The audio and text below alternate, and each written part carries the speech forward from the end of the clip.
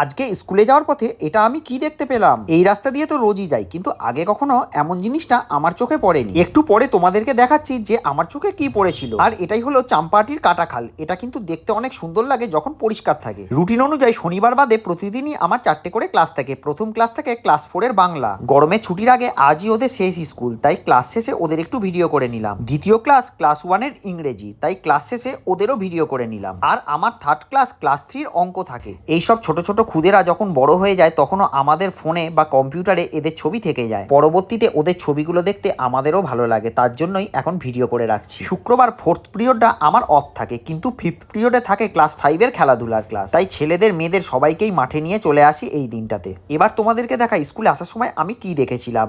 এক ঝাঁক সারস পাখি এখানে এসে ভিড় জমিয়েছে।